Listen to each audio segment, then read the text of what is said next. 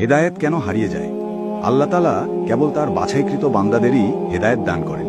হেদায়েত আল্লাহ তাআলার অনুগ্রহ। হেদায়েত পাওয়ার পর তা ধরে রাখা আমাদের দায়িত্ব।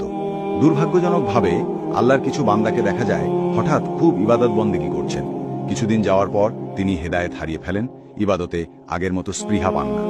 এর উল্লেখযোগ্য কিছু কারণ নিম্নরূপ। ১. ফিতনা। হেদায়েত পেলেই কারো জান্নাত নিশ্চিত নয়। হেদায়েত প্রাপ্তকে আল্লাহ তাআলা বিভিন্নভাবে পরীক্ষা করেন। নানা রকম ফিতনা তার সামনে আসে। এর মধ্যে সবচেয়ে বেশি ফিতনা হলো বিপরীত লিঙ্গের ফিতনা।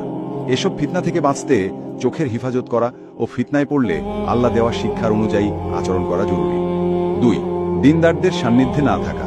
অনেকে হেদায়েত পাওয়ার পর ব্যক্তি জীবনে কেবল নামাজকে ধরে রাখেন, ইসলামের ফরজ জ্ঞানার্জনের চেষ্টা করেন না, দিনী মজলিসগুলোতে যান না, আলেমদের সাথে থাকেন না। সরাসরি আলেমদের থেকে জ্ঞান অর্জন করতে না পারলেও অনলাইনে বিষয়ভিত্তিক আলোচনা শোনা যেতে পারে। ৩. সঠিক পদ্ধতিতে জ্ঞান অর্জন না করা। সদ্য হিদায়তপ্রাপ্ত অনেককে দেখা যায় ইসলামের মৌলিক বিষয়গুলো বাদ দিয়ে অনেক গভীর বা ইখতিলাফি বিষয় নিয়ে পড়ে আছেন, যেগুলো সম্পর্কে তার প্রাথমিক জ্ঞান নেই।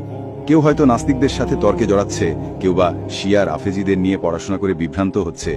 অথচ প্রত্যেকের জন্য জরুরি হলো দ্বীনের মৌলিক বিষয় যেমন ঈমান, আকীদা, সালাত, পবিত্রতা, কোরআন, হাদিস, আখলাক ইত্যাদি বিষয়ে জ্ঞান অর্জন করা। ৪.